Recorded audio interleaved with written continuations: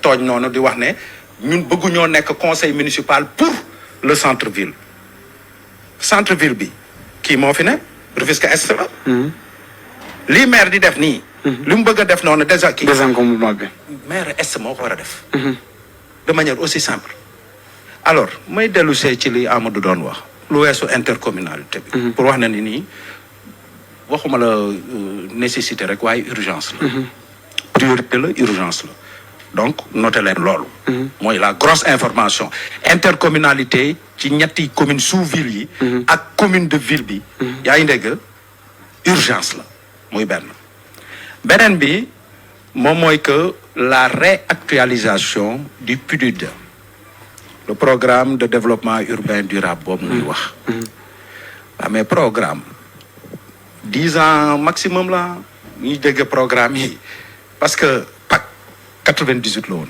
programme d'appui aux communes 98 2008 2008 ba mu jotee ñu indi précole programme de renforcement des équipements pour les collectivités locales 2008 2018 2018 2028 ñu ngi ci PACASEN bi précole bi si nañ defaroon tali boobu jógee juuti ba romba stade bi di dem ñu defar ci ñu jël ci 551 millions ne dañ ciy defar stade bi ñu defar ci ñetti siège u hôtel de ville yi quoi boo xoolee kon précole bi amoon na njëriñ waa léegi PACASEN bi destiné à l'investissement yow nañ waxante dëgg lan nañ ci def c'est quoi le projet aujourd'hui lan nañ ci def ci PACASEN bi PACASEN bi ñu ngi ci wax.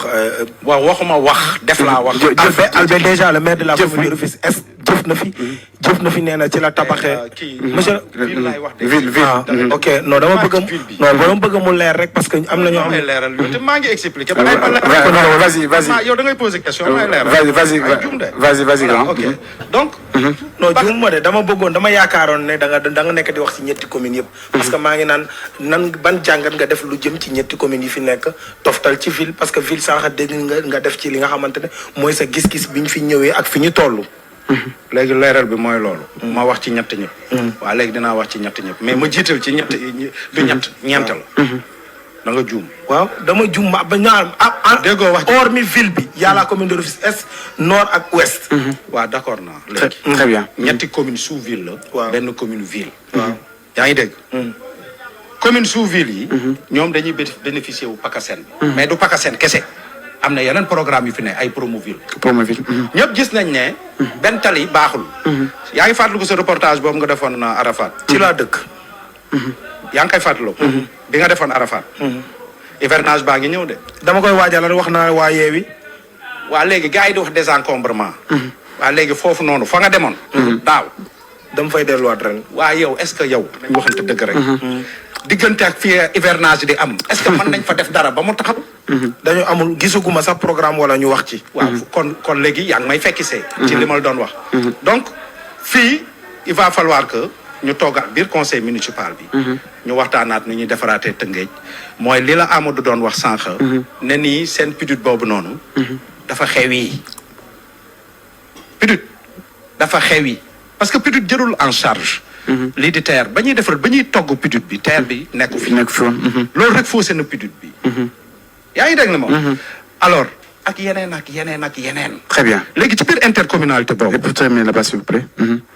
non man tuuti nag laa de amul. waaw parce que dañuy ñëwaat dañuy ñëwaat parce que il me reste quelques 15 minutes.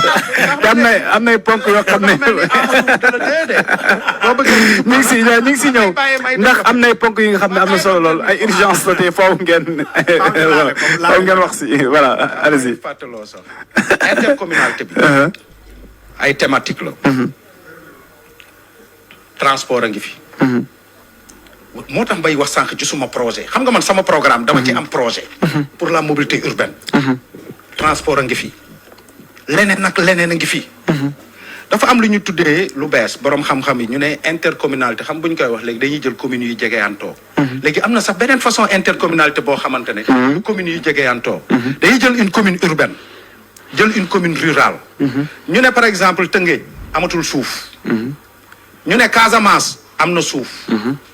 ñu ne fii am na 1000 xale yu ñu mën a yóbbu Casamance ñu mën a liggéey foofu développer ñu créer benn marché boo xamante ne fii lay nekk biir Tëngéej marché wu lii la marché yooyu.